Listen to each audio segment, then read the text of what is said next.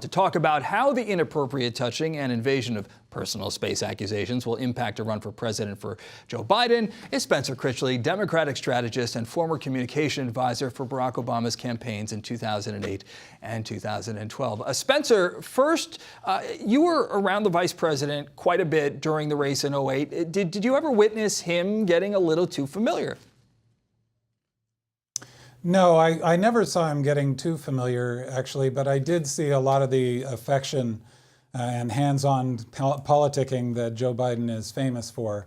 And I will say that while I think it's really important, especially given that virtually all of history was a time when women were not listened to, it's really important that we listen to women when they object to anything like this.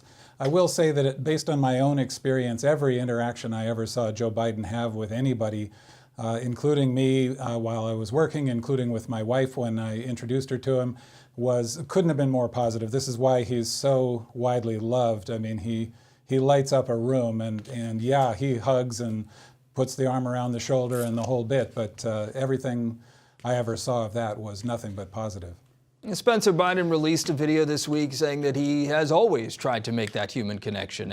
And he hears what they're saying, referring to his accusers. He understands it, and he says he'll be much more mindful about it in the future.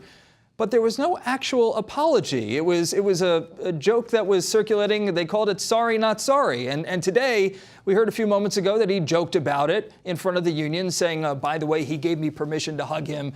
Is that a slap in the face? Is it trivializing what his accusers went through? You know, I think that Vice President Biden was doing really well with this until today. He was truthfully, in my opinion, saying it was never his intention to do anything untoward. And at the same time, he was very explicitly saying that he recognized that people might take his affection in different ways and that it was something he needed to listen to and pay attention to. And he had said that he thought he might very well need to change the way he interacted with people because of this. I would say today's jokes, though, were not a good idea. Ill-advised. I wish he had thought twice before making jokes about this because, you know, to a lot of people, it's just not a joking matter. Is him making light of it today, is it something that he can overcome? Will that hurt him? Will that hurt him more than the actual allegations? No, I mean, it's one incident, and, you know, let's establish a little bit of perspective here. In fact, I wish we could get back to more perspective in our political lives generally. I think we've become so addicted to the news cycle and we wind each other up in this emotional reaction mode so much that something like this gets blown up larger than it needs to be. This is, again, not to dismiss that I don't think those jokes were a good idea at all. But I think if you put those up against a lifetime of distinguished service, being the person who spearheaded the Violence Against Women Act, and someone who I think in all his interactions with women that I've ever seen, and everybody I know who's ever worked with him has shown nothing but respect. Also, of course, let's establish a scale against what we've become all too used to with the current president, and the contrast could hardly be more dramatic. Now, President Trump, you mentioned him, mocked Joe Biden's predicament with a video that he tweeted out. And the president says it was all in good fun. The former vice president seemingly not amused. Your thoughts on it? Well, again, look at the difference in expectations. I mean, the expectations for President Trump could hardly be lower. I mean, it's kind of like if the toddler doesn't have a screaming fit, we think he's become statesman-like.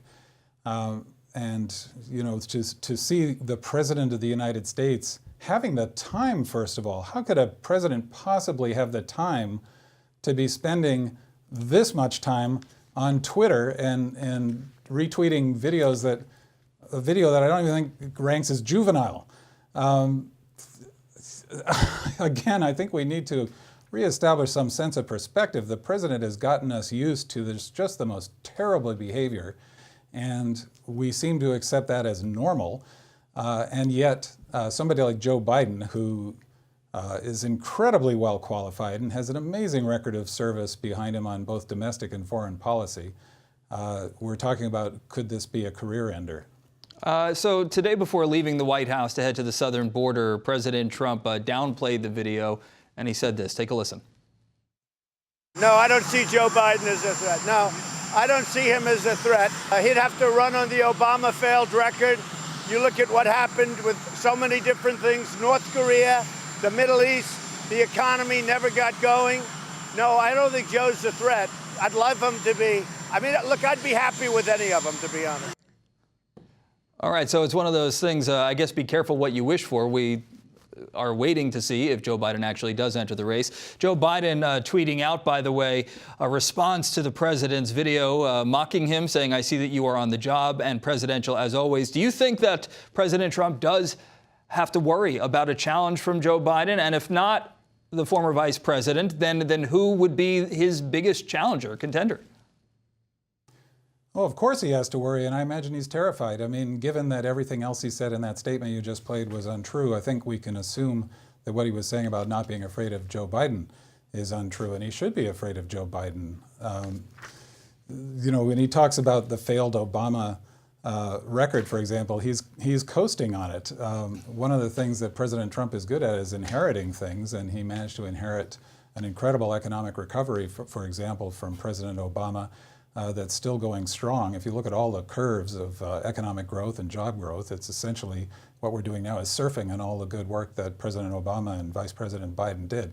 Same in the foreign affairs arena. When you look at the national security and international relations situation that President Trump inherited, we had a dramatically better reputation in the world. Our alliances were much stronger, and unfortunately, Spencer. President Trump has been setting about tearing those things apart.